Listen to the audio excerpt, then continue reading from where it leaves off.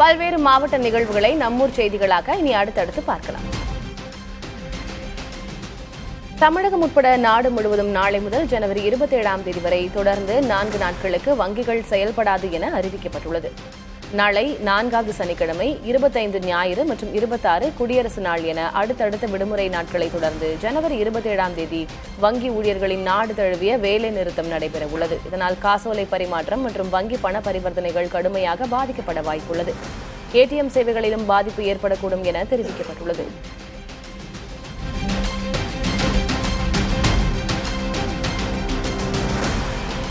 தங்கம் மற்றும் வெள்ளி விலை வரலாறு காணாத புதிய உச்சம் தொட்டுள்ளது. சென்னையில் ஆபரண தங்கம் விலை சவரனுக்கு 3600 ரூபாய் உயர்ந்து 1,17,200 ரூபாயாக உச்சம் தொட்டுள்ளது.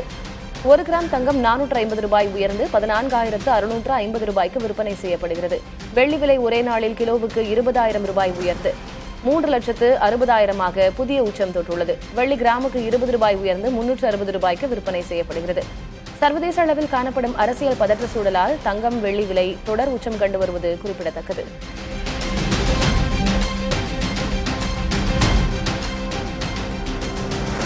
புகழ்பெற்ற நெல்லையப்பர் கோயிலில் தைப்பூச திருவிழா கொடியேற்றத்துடன் கோலாகலமாக தொடங்கியது. முன்னதாக அதிகாலையில் நடைதிறக்கப்பட்டு கோபூஜை மற்றும் சிறப்பு வழிபாடுகள் நடைபெற்றன. பின்னர் சுவாமி சன்னதி முன்னுள்ள கொடிமரத்தில் கொடியேற்றப்பட்டு மகா தீபாராதனை நடைபெற்றது. 12 நாட்கள் நடைபெறும் இவ்விழாவின் முக்கிய நிகழ்வான நெல்லுக்கு வேலியிட்ட திருவிளையாடல் ஜனவரி 26ஆம் தேதியும் பிப்ரவரி 3ஆம் தேதி தெப்பத் திருவிழாவும் நடைபெற உள்ளன.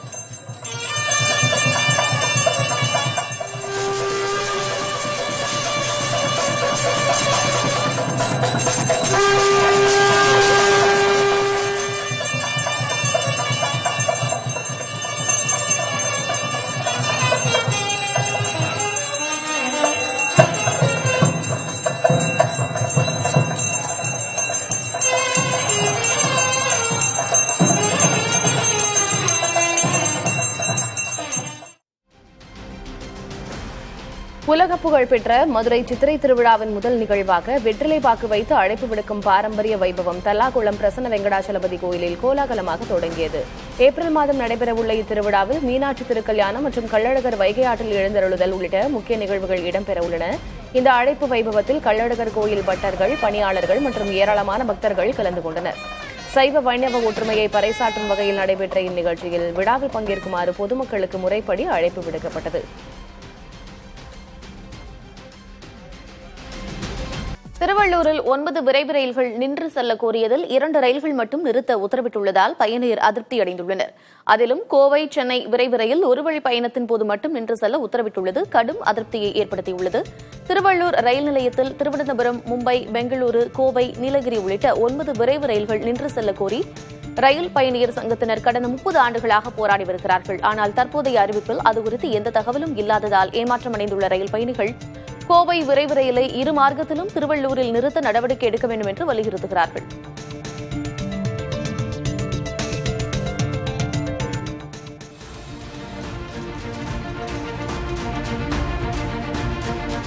ஆஸ்திரேலிய நாட்டை பின்பற்றி ஆந்திராவிலும் 16 வயதிற்குட்பட்ட சிறுவர்கள் சமூக வலைதளங்களை பயன்படுத்த தடை விதிக்க அம்மாநில அரசு திட்டமிட்டுள்ளது.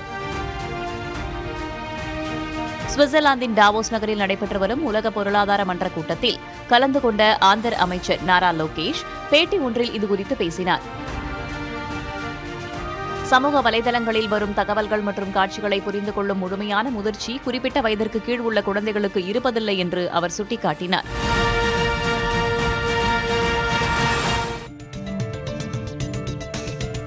உத்தரப்பிரதேசத்தில் ஆளுநர் மாளிகையின் பெயர் ஜன் பவன் என்று மாற்றப்பட்டுள்ளது. ஆளுநர் மாளிகையை ராஜ்பவன் என்று அழைப்பது ஆங்கிலேயர் காலத்து அடிமை மனநிலையை காட்டுவதால் அதனை லோக்பவன் என்று மாற்றுமாறு மத்திய உள்துறை அமைச்சகம் அனைத்து மாநில ஆளுநர்களுக்கும் கடிதம் எழுதியிருந்தது. ஆனால் உத்தரப்பிரதேசத்தில் முதல்வர் அலுவலகம் மற்றும் பிற அரசு அலுவலகங்கள் செயல்படும் கட்டடத்திற்கு ஏற்கனவே லோக்பவன் என்று பெயர் இருக்கிறது. இதனால் குழப்பத்தை தவிர்க்க ஆளுநர் மாளிகைக்கு ஜன் பவன் என்று பெயர் சூட்ட முடிவு செய்யப்பட்டிருக்கிறது. தமிழகத்திற்கு வரும் தொழில் நிறுவனங்கள் எதிர்பார்க்கும் சலுகைகள் கிடைக்காததால் வேறு மாநிலங்களுக்கு சென்றிருக்கலாம் என்று முதல்வர் மு.க.ஸ்டாலின் விளக்கம் அளித்துள்ளார்.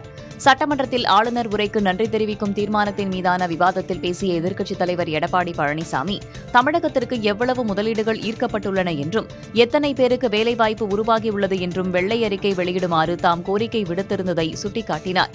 இப்போது அதை வலியுறுத்தும் போது வெறும் வெள்ளை பேப்பரை தொழில்துறை அமைச்சர் காட்டுவதாகவும் அவர் குறிப்பிட்டார். அப்போது குறுக்கிட்ட அமைச்சர் டி.ஆர்.பி. ராஜா, முதலீட்டாளர்கள் மாநாடு பிப்ரவரி 12ஆம் தேதி நடைபெற உள்ளதாகவும் அதற்கு எதிர்க்கட்சித் தலைவர் வரவேண்டும் என்றும் கேட்டுக் கொண்டார்.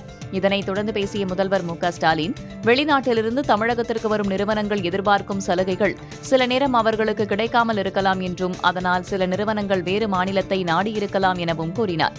இதேபோல அதிமுக ஆட்சியில் எத்தனை நிறுவனங்கள் தமிழகத்தை விட்டு சென்றன என்பது குறித்து விளக்கமாக குறிப்பிடவா என்றும் அவர் கேள்வி எழுப்பினார். அரசு உதவி பெறும் கல்லூரி பேராசிரியர்கள் தங்களது கோரிக்கையை வலியுறுத்தி மாநிலம் தழுவிய உள்ளிருப்பு போராட்டத்தில் ஈடுபட்டனர். பணிநிலை மேம்பாட்டுக்கான ஊதிய உயர்வு ஆணை பிறப்பிக்கப்பட்டிருந்தும் அரசு உதவி பெறும் கல்லூரி பேராசிரியர்களுக்கு உரிய பண பயனை வழங்காமல் தமிழக அரசு வஞ்சித்து வருவதாக பேராசிரியர்கள் கடும் குற்றச்சாட்டை முன்வைத்தனர். சென்னை தாம்பரம் அடுத்த கௌரிவாக்கத்தில் செயல்பட்டு வரும் அரசு உதவி பெறும் கல்லூரியில் இரவில் கடும் குளிரை பொருட்படுத்தாமல் உள்ளிருப்பு போராட்டம் நடத்திய பேராசிரியர்கள் தங்களுக்குரிய பண பயனை தாமதமின்றி அரசு வழங்க வேண்டும் என்று வலியுறுத்தினர்.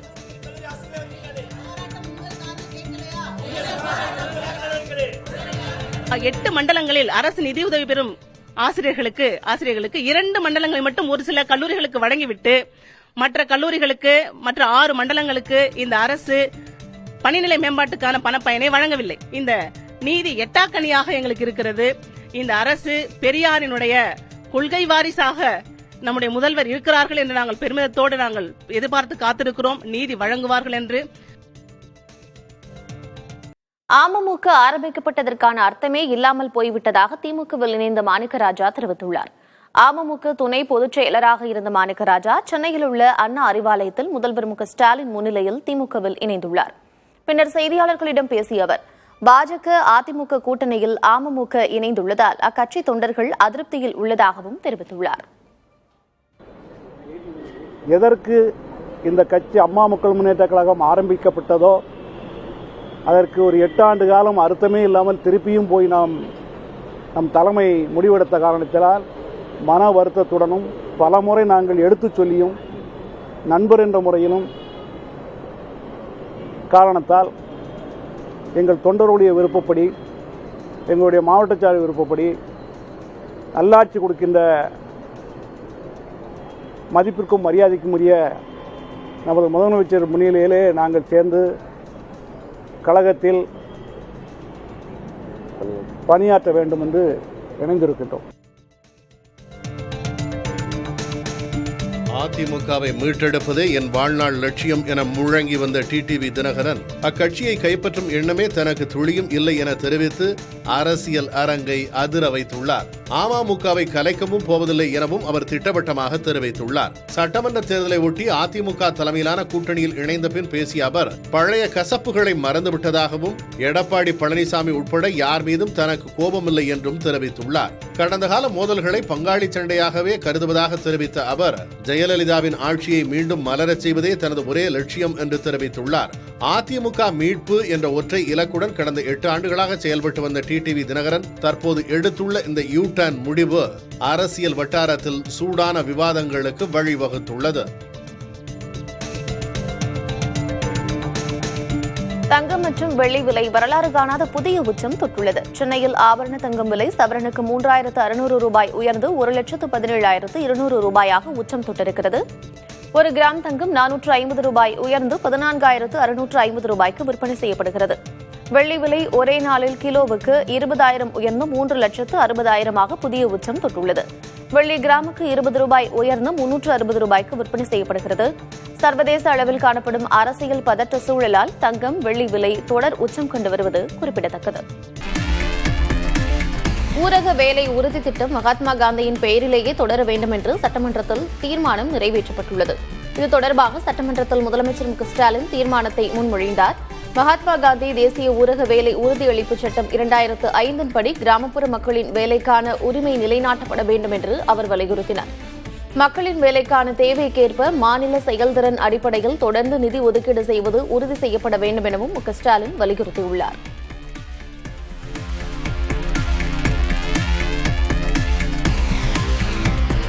மகாத்மா காந்தி தேசிய ஊரக வேலை திட்டம் குறித்து எதிர்க்கட்சித் தலைவர் எடப்பாடி கே பழனிசாமி பிரதமர் மோடியிடம் பேசுவார் என்று எதிர்பார்ப்பதாக முதலமைச்சர் மு க ஸ்டாலின் தெரிவித்திருக்கிறார். இது தொடர்பாக சட்டப்பேரவையில் அவர் பேசியதை பார்க்கலாம்.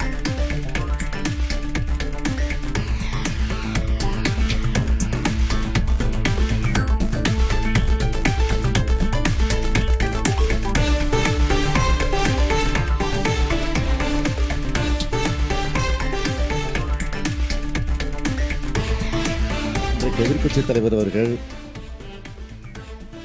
பிரதமர் அவர்கள் வருகிற காரணத்தால் அவரை சந்திக்க சென்றிருக்கிறார். இதே கருத்தை அவர் சந்திக்கிற போது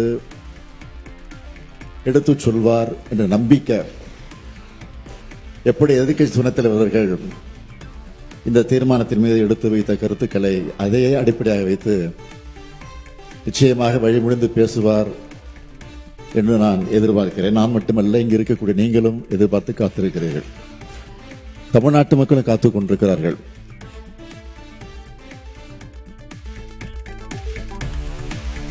அதிமுகவை மீட்டெடுப்பதே என் வாழ்நாள் லட்சியம் என முழங்கி வந்த டிடிவி தினகரன் அக்கட்சியை கைப்பற்றும் எண்ணமே தனக்கு துளியும் இல்லை என தெரிவித்து அரசியல் அரங்கை அதிர வைத்துள்ளார்.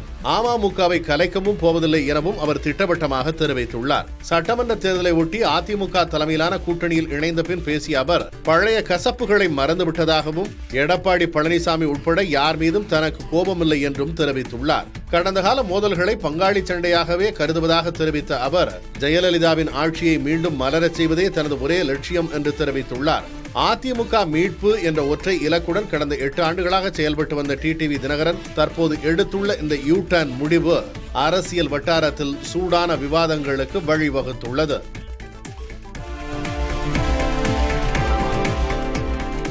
அமமுக ஆரம்பிக்கப்பட்டதற்கான அர்த்தமே இல்லாமல் போய்விட்டதாக திமுகவில் இணைந்த மாணிக்க ராஜா தெரிவித்துள்ளார். அமமுக துணை பொதுச் செயலராக இருந்த மாணிக்க ராஜா சென்னையில் உள்ள அண்ணா அறிவாலயத்தில் முதலமைச்சர் மு க ஸ்டாலின் முன்னிலையில் திமுகவில் இணைந்துள்ளார். பின்னர் செய்தியாளர்களிடம் பேசிய அவர் பாஜக அதிமுக கூட்டணியில் அமமுக இணைந்துள்ளதால் அக்கட்சி தொண்டர்கள் அதிருப்தியில் உள்ளதாகவும் தெரிவித்துள்ளார். தமிழக வெற்றிக் கழக தேர்தல் அரசியல் வரலாற்றின் முதல் வெற்றி அத்தியாயம் தொடங்கியிருப்பதாக அக்கட்சியின் தலைவர் விஜய் தெரிவித்திருக்கிறார். இதுகுறித்து எக்ஸ் வலைதளத்தில் அவர் வெளியிட்ட பதிவில் தேர்தல் சின்னத்திற்காக விண்ணப்பித்திருந்த சின்னங்களில் ஒன்றான விசில் சின்னத்தை ஒதுக்கிய தேர்தல் ஆணையத்திற்கு நன்றி தெரிவித்துக் கொள்வதாக குறிப்பிட்டிருக்கிறார். விசில் என்பது மனிதர்களின் ஆனந்த ஆர்ப்பரிப்பின் வெளிப்பாடாக எழும் ஒலி என்றும் ஓய்வெறியாமல் இலக்கை நோக்கி உழைப்பவர்கள் அந்த இலக்கை அடைந்ததும் குதூகலத்தில் எழுப்பும் பேரொலி என்றும் பதிவிட்டுள்ளார். தமிழக வெற்றிக் கழகம் ஈட்டப்போகும் வெற்றியை முன்கூட்டியே கணித்து கூறும் வகையில் தங்களுக்கு விசில் சின்னம் ஒதுக்கீடு செய்யப்பட்டுள்ளதாக விஜய் கூறியிருக்கிறார்.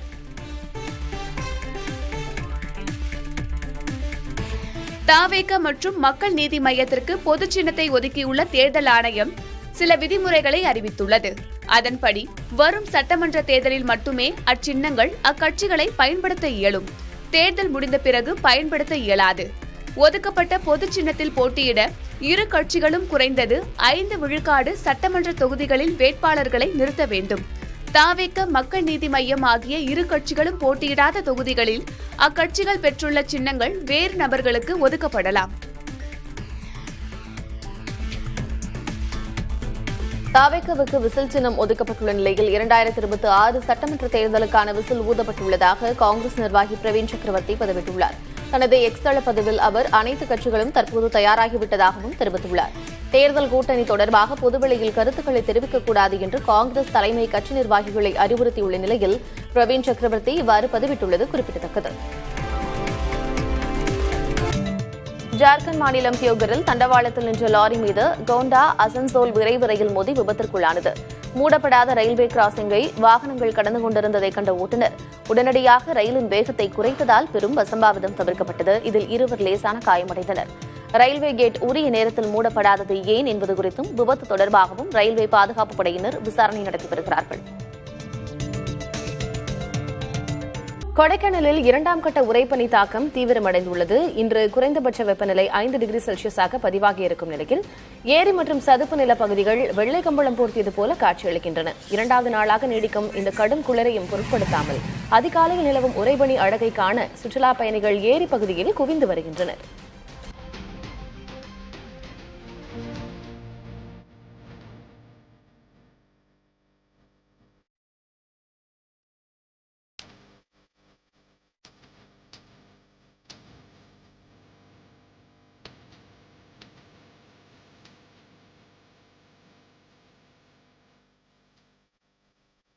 மேலும் பல அண்மை செய்திகளுக்காக தொடர்ந்து இணைந்திருங்கள் புதிய தலைமுறையில்.